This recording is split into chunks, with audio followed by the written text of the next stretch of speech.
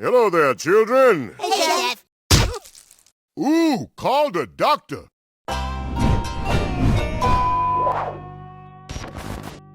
All right, guys, welcome to the South Park Crap Podcast. Today I am joined by my co-host, Sarah Noel. Hello. And we are going to be watching episode 7 of season 1 of South Park entitled Pinkeye. What the hell is that thing? It looks like a UFO. There's no such thing as UFOs. I like how Cartman says there's no such thing as UFOs. Oh, yeah. It's like, from the he first should know episode. that's not true. Yeah. Well, he's in denial about it. Still, yeah. After all that happened to him, he's still in denial. I like on the canceled episode where they're like, you realize this is only the second time we've been in outer space? Cartman's like, this is like my 5th time. Yeah, that's a great line. Marty, do you have to put that stuff on everything? I don't know. It just makes everything taste so English. They were originally going to Dr. use Pepper? Dr. Pepper instead of Worcestershire sauce, but they couldn't get the okay to use Dr. Pepper. Comedy Central was scared of George Lucas because they used the Chewbacca, so they had to go through them and show them the footage. But I do want to say the only thing I really have to say about this that isn't some trivia. This was the 3rd episode of South Park I ever saw, and the first time I saw it, it aired right after Not Without My Anus when that premiered. And I hadn't seen the show in so long with the boys in it because I had seen Death in 1997, and now we're talking April 1998. I had seen it one time, and everything was still kind of new to me in this episode, and I thought it was great. I remember watching it at my grandpa's and just being on the floor, sitting on the floor with my mom and sister and watching it and hearing them get offended and just kind of trying to ignore it because they knew I liked it, but they were disgusted by it. I think even my sister didn't really get it at the time. You know, I think death is least funny when it happens to a child. That underrated line, death is least funny when it happens to It a happens child. to a child, yeah. Like, implying that it's still funny, just less funny. Yeah, that's great. I love that too. And this is the first time we find out Cartman's mom is a crack whore. Okay, that's where the joke started. Yeah, that she's promiscuous. You better let me take that, Kyle. Oh god, so that's another character I miss. Principal Victoria. Yeah, she was pretty cool. I liked her better than PC Principal, actually. But they're both good characters. Yeah, they're It's both just- great in such different ways. Yeah. I mean, PC Imagine Principal's PC Principal. funnier. Yeah, imagine PC Principal reacting to this Hitler costume. Oh, yeah. That'd be, yeah. Be completely different. His head would explode, literally. Schweden! Loben der Brust lieben! Einen Menschen werden Bruder! And this, that's a John Cleese Hitler impression. Oh, Because they loved John okay. Cleese's Hitler. And I do too, because I'm a huge John Cleese fan. Yeah, I don't think I've seen that. So that kind of explains the voice, I guess, right? Yeah, exactly. And here comes a joke that had to be explained to me by my dad. Really? Yeah, this KKK, I didn't know what that was. Oh, man. But I'm glad that I knew it after this, because by the time I saw Chef Goes Nanners, I could appreciate that episode Yeah. fully. Well, living in the Midwest, you have to know what the KKK is because Oh, we have the KKK, like I don't know if they're still there, but there was like a town down there was the Ku Klux Klan was, they had meetings there and shit. oh, see, sheltered LA life over here. Yeah. Liberal California. Oh my God. The only way to be. I also didn't know what a chode was until probably almost a decade later. I feel like a total chode. Aw, come on, Stan. Maybe that's just because you look like a total chode. It was like some random word he was saying, and then when I finally heard someone else when I'm pretty sure I was like 18 or 19 actually when someone used that word. And I was like, wait, what is that word? Yeah, I think I heard it from on South Beavis and Butthead maybe before Oh. this. My favorite line from this is, all right, all you kids get into your stupid little costumes. I love We're gonna Mr. bob, Garrison or we're so gonna much. bob for stupid apples now, Yeah. or something like that. Okay, children, let's all gather around and bob for stupid apples now. You go first, baby. That's good. Just use those mouth muscles like the girls in Beijing. For most of the series, Mr. Garrison has been my favorite character because of I love his personality. He just I like do too. he has no business being a teacher, especially for little kids, and that's like one of many examples why. Yeah, that's the best part. I think he's my second or third favorite character. I've always loved him. Up yours, Tina Yothers! And the Tina Yothers thing, Matt ran into her at a concert she was doing. Like she was performing at some place he went to, and he was nervous because it was the first time he encountered a celebrity they made fun of. And she was really cool about it, and she started her set off with Up Yours, Tina Yothers. Started out with that audio clip. Oh, okay. That's awesome. That's good. I always like hearing when celebrities have a good attitude about Exactly. on here. It means they have a good sense of humor and they're not a terrible person. Right, yeah. That's one of the best ways to judge a person's character. Exactly. What was your reaction to being made fun of on South Park? I love how this is one of those episodes where you can recognize the sound bites that were used later in the Return of Chef. Like all of the screams were the used. scream. Yeah. That was a terrible scream, but you know what I was getting at. I got what you were going for. I have good memories of this episode, like none that I can really even explain. It's just moments in time where I remember watching it. And it's pointless to talk about the actual memory because it's just like a picture in my head of it happening. Yeah, just random moments. I just remember I remember because I always used at this age I always used to watch with my dad because he had to supervise me. And I just remember all the reactions to things, like the things he reacted to and all the things he had to clarify, like all the jokes he had to explain. Like the Edward James Olmos thing, I didn't know who that was at the time. And like, oh yeah, he has really bad pockmarked skin, so that's he had to explain that joke.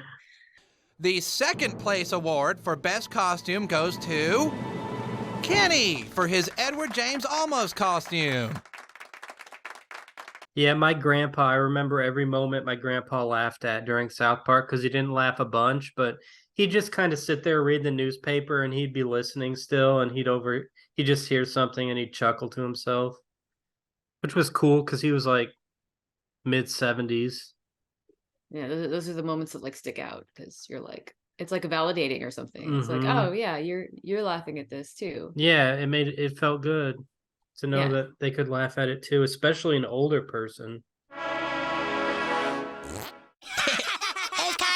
Okay, so fun fact, my grandma on my dad's side, only when we first started getting into the show, we went to go visit her. She lived in Arizona, and we talked to her about it. We were like telling her how much we liked it, and she was like, oh, I've only heard of it because my friend's niece is like married to Trey Parker. And I was surprised she knew Trey Parker's name. And she was wrong about the married part, but she was talking about Toddy Walters. Oh, yeah. So her friend's niece was Toddy Walters. Oh, yeah, you told me that. That's awesome. Oh, okay, yeah. It was a while back. I forgot. Her niece or her great niece. And Toddy Walters is, she was dating Trey at the time and did some voices in the first few seasons while they were dating. She was in Cannibal the Musical. Yeah. And Orgasmo.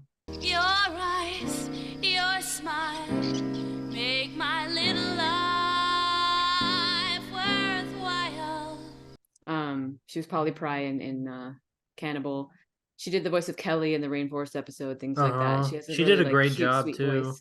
She was great, yeah. But I didn't know who she was at that time. When I learned who she was later, I was like, Toddy, wait, that's the name my grandma said.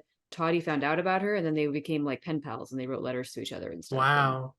Yeah, that's so awesome. I thought that was a cool story. And if I ever get a chance to talk to Toddy, because I almost did when I was in Colorado. I wish you had, yeah. She didn't stay like behind afterwards like the others did. And they used Sharpies for blood in this too. Like yeah. Which is awesome. That's the best blood they've had in the show. That's something I always really was fascinated by before they got more fully digital with their animation was like they would scan in things, like they would scan in, like a Scott Tenorman episode, they would The scan in, pubes, yeah. they scanned in someone's actual neck hair, cloned it a bunch. Yeah. And Wasn't it Adrian anytime Beard's? I thought it was Adrian Beard's beard. it might have been, oh, I thought, yeah, I don't know, I might be remembering that wrong, but I read about it at the time. Back when they used to give like behind the scenes stuff on the website. Those were the days. And then like anytime they're holding money, it's always like a real dollar that's been scanned. Sometimes like they put like an alien head over it. Did you ever notice I don't think that? I've ever noticed that. Oh my God, they would. And you probably already know this, but Principal Victoria is actually based on Debbie. I can never say her last name. Oh, Debbie Liebling. Yeah, Liebling. Yeah, I think I knew that and forgot. Yeah. Also, a fun fact that Trey and Matt hated this episode at the time because they felt the ending didn't. They hated the ending and they felt like it didn't sum it up properly, and they were just at the time they couldn't figure a way out of it. So they're like, "Oh, all right, we'll have to have one bad episode on the air, and hopefully we can get people back for the next for the Thanksgiving episode." And everyone loved it. Yeah, So, people love it. I was gonna say they could never do this thriller thing now. No. That family has gotten so litigious. Yeah. They were gonna originally do a DLC for one of the games. I think it was, I can't remember which of the two games. It was either Fractured But Whole or Stick of Truth. But they were gonna do this DLC where they were gonna do like a thriller parody. I don't know if it's Ubisoft or Ubisoft, but however you say it, they went to their lawyers about it and their lawyers cleared it. And then Jamie Dunlap, who was going to be doing the music, was like, ask Comedy Central's lawyers too. And they went to Comedy Central, and Comedy Central, like they just said the name Michael Jackson, and Comedy Central was like, absolutely not. Oh boy. And they just shut it down right there. So they didn't do the DLC because it's not worth the risk. Even if you're doing like a very loose parody, they're like they just sue people left and right, these guys. Yeah. Michael Jackson's estate. Yeah. It's become pretty standard that like Trey's the director and the writer, and that's it. But you know, the first few seasons, it kind of like they weren't in complete control yet. And they were still figuring out their roles, I think. And Matt was still figuring out that, as he says, he can't direct. So maybe he tried and then realized he wasn't as good as Trey, or it wasn't his thing, I guess. Yeah. Oh, love the Elvis costume, Chef. Elvis?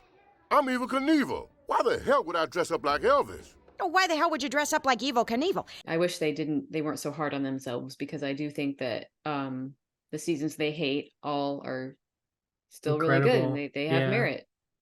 I agree with you there. Like, it kind of even to an extent like offends me that when they diss their old episodes, because it's like, dude, these are so good. And it's ours. It doesn't belong to the artist anymore. Yes, it belongs exactly. to us. So don't insult our taste. But also I mean, even if they don't think it's as polished or professional as they are now, that was still part of its charm. Is like, and a lot of the cartoons in the 90s were all very like just kind of crude and crass. And that was such a 90s style, and they just fit right in with that. I remember my dad was telling me, actually kind of recently, when South Park was still new, he had a coworker, because he's in visual effects, and I guess he had a coworker who did, I guess they must have also been in visual effects, but they think they did animation too. That person was an animator, and they hated South Park because they're like, this animation looks like garbage. How did this get on the air? Like they were complaining about it. I had a professor like that, because someone came up to him when South Park was first coming out and said, South Park has the best animation ever. And my professor was like, really? Is it the best animation ever, or you just like it? I mean, it still takes skill, maybe not as much skill, because I've done my own little paper animation things and it was really easy, and I don't know anything about animation. I mean, it's hard work, but it doesn't take as much skill. Even Trey has said that he does it that way because he can't draw, whatever. So, but there's still creativity that goes into it. There's still work that goes into it, and it's still like visually appealing. That like the appeal of the show is that like this is meant to be it's almost like a meta joke. Like Mhm. we know how crappy this is. You know how crappy this is. This is part of the joke. Makes it And- better. I don't think South Park would work well if it had fucking Simpsons animation even.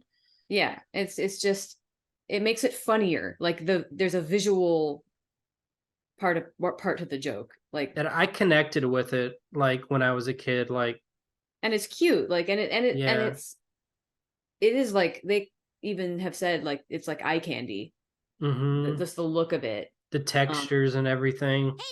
Yeah. Like so I it- miss those strong, bold textures that they used to have. It's just not there anymore. Yeah, they have gotten more and more like away from the construction paper look Mhm. as much as they possibly can while still keeping the recognizable look of the characters. You're probably wondering why we're standing here with a pile of money and no pants on. And I'd like to take a moment to thank our sponsors, Diet Coca-Cola. They love our podcast, and they just wanted us to talk about their product for a few minutes, but we're not Did they? going to. What's that? I said, did they really? Yeah, that was a total flat out lie. And then But- you get sued by Coke. Yeah, exactly. Hey, they're all dressed up like ghosts too. One tootie bar, you cheap bastards! And I think the last thing I wanted to say that I forgot to say was some of Trey's purpose behind this was that he wanted to show, which I don't completely see, but I do in the end, that he wanted to show Halloween as a positive holiday for kids and adults because he loves Halloween. We all know that. He used to throw these awesome Halloween parties apparently every year. Remember the candy. Focus on the candy. But yeah, I just wanted to say that, and I wanted to thank Sarah for taking the time to talk with me and to talk to you, because we have been meaning to do this a few times, and I always screw it up. We were gonna have Sean join us, but Sean didn't want to join us because he doesn't like me. Called out.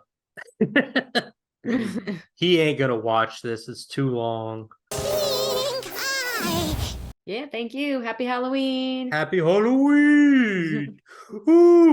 Ooh. I do that to my niece, and she hates it.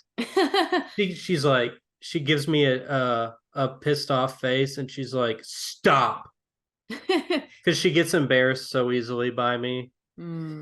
So that's my ending, talking about my niece. Bye, guys. Bye. You know, I've really learned something today. Halloween isn't about costumes or candy. It's about being good to one another and giving and loving. No, dude, that's Christmas. Oh, then what's Halloween about? Costumes and candy. Oh.